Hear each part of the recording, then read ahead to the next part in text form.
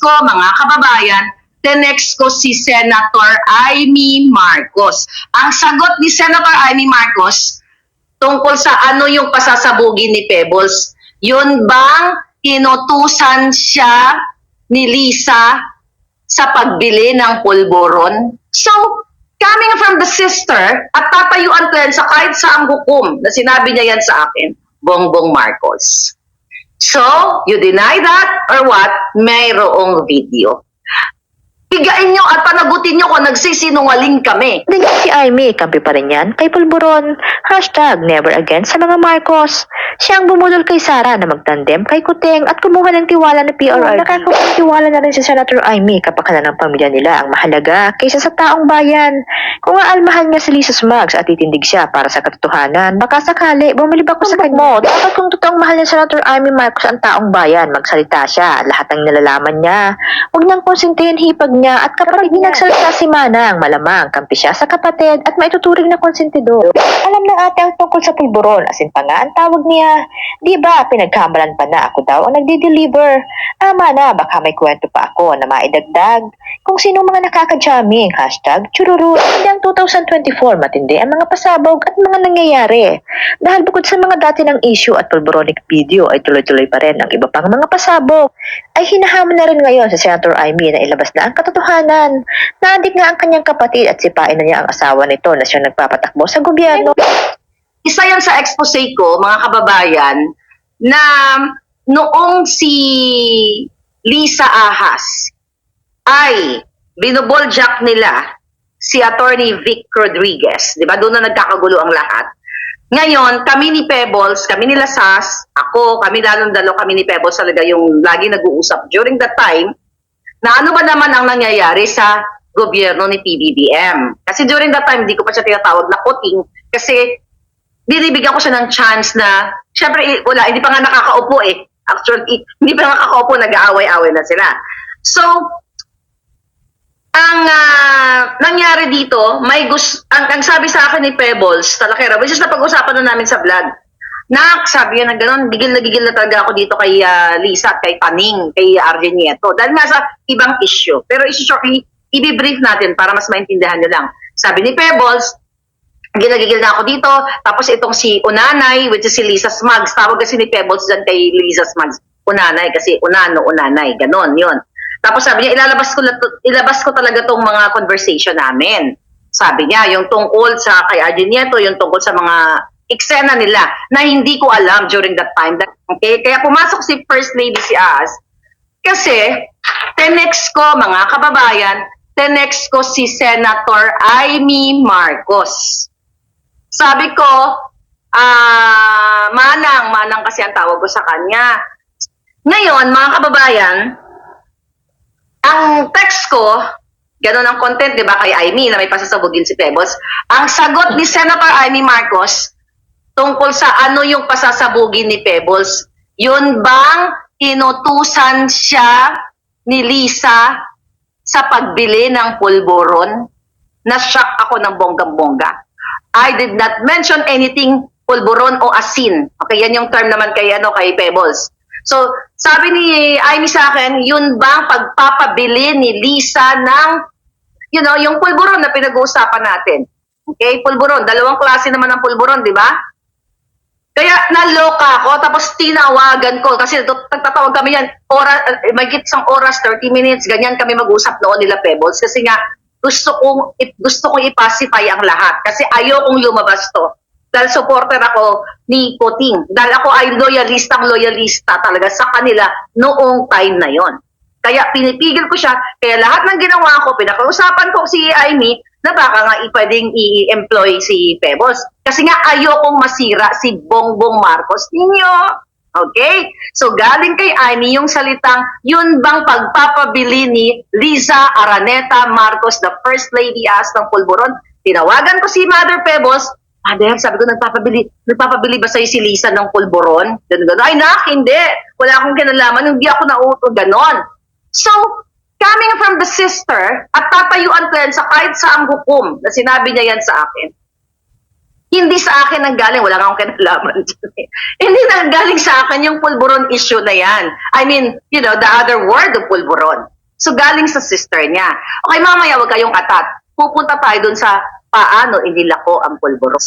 Nung sinabi ni Duterte during campaign na may isang politiko at ang nire-refer niya, hindi man niya pinangalanan, ay si Marcos Jr. na nagpupulburon, galit na galit kayo kay Pangulong Duterte. Di ba? Hanggang ngayon, galit na galit kayo kasi narinig yan. So, nung sinabi naman ngayon ni Duterte, nawala yan.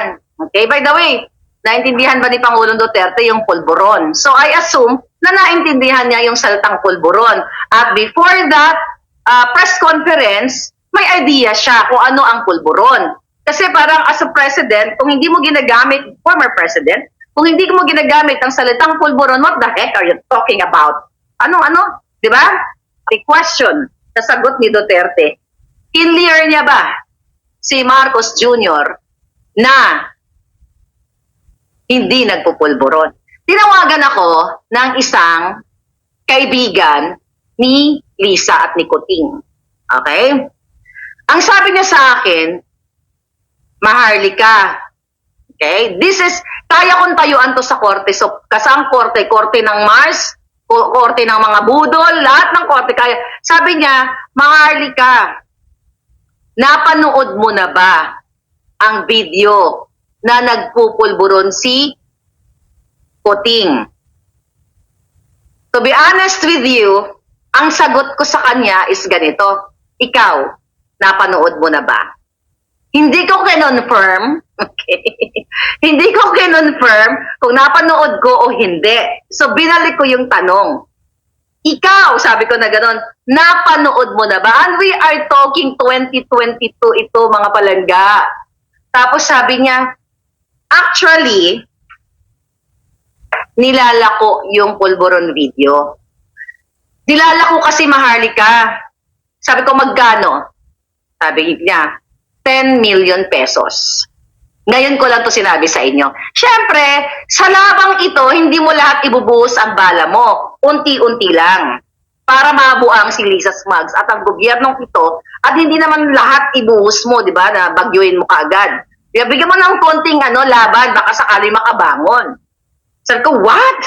10 million pesos? Sabi ko pa nga, nag-joke ako kasi alta din itong taong ito. Kaibigan ni Kuting eh. Sabi ko, bilhin mo na. Sabi niya sa akin, grabe, 10 million. At, pero alam ko napanood. Inaano lang ako nitong kausap ko. Grabe talaga. Sabi niya sa akin, bakit ganito? Nabudol talaga tayo. Bakit may presidente tayong ganito? Bongbong Marcos. So, you deny that or what? Mayroong video. Pigain nyo at panagutin nyo kung nagsisinungaling kami.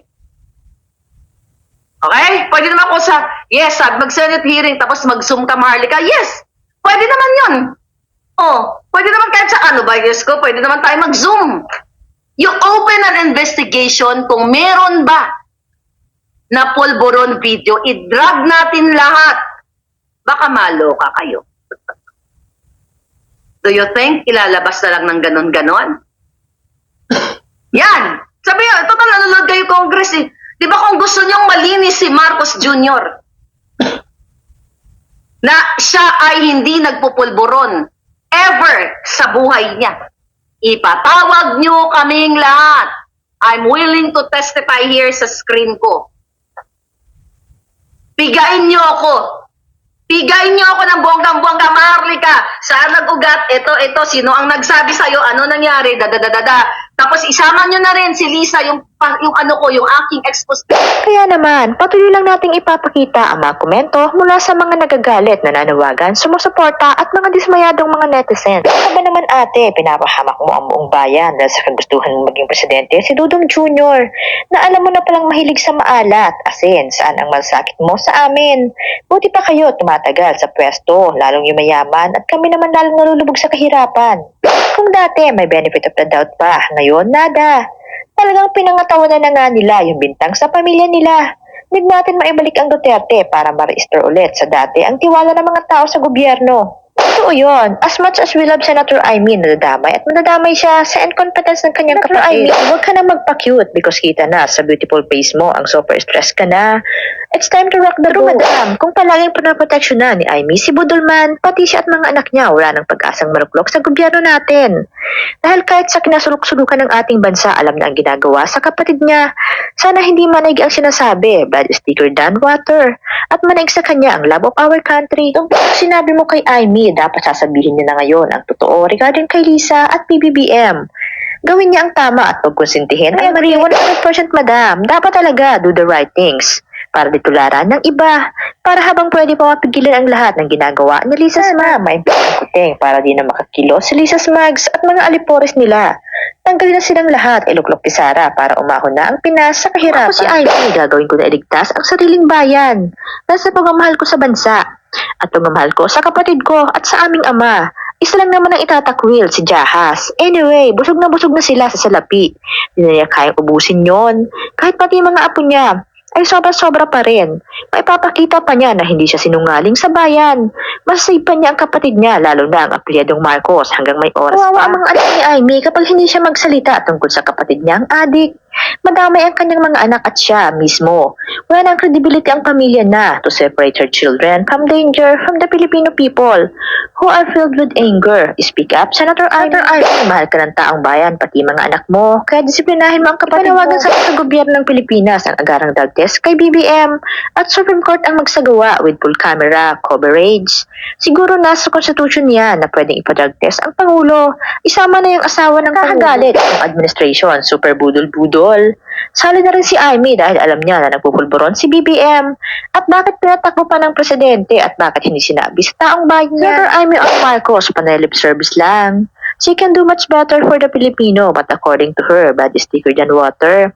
Too bad, hindi na lang sana siya nag-public service. Bawiin ang dignidad ng ama, lalong nilubog sa kumunoy. Akala ng marami si BBM na sagot sa panalangin na may angat naman ang Pilipinas. Marcos is the best mambubudol too. Alam niya na pulboronic yung brother niya, gusto pang ipapresidente. Isang kupal din sa ang bayan na si BBM ang magpapatuloy ng ginawa ng tatay niya at ng kay FPRRD. Pero ang pinagpapatuloy pala niya ngayon, dinoble, triple pa niya ay yung ginawa ni Pinoy. Only in the Philippines na magkaroon tayo ng president na may mental disability noon.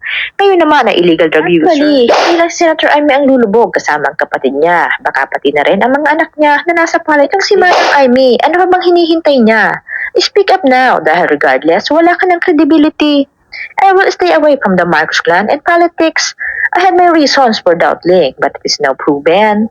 Let us all rejoice for a transition of leaders. Pwede na makita na Senator Amy sa pamamagitan ng pagpapagamot sa kapatid niya na mawala ang adiksyon kung totoo man yan. Yan ang tunay na pagmamahal sa kapatid. Sabi mo sa isyong ito, just comment below at i-like mo na rin kung nagustuhan mo ang ating isyong tinalakay. At syempre, huwag kalimutang mag-subscribe. Maraming salamat sa panonood. Mahalin po natin ang Pilipinas.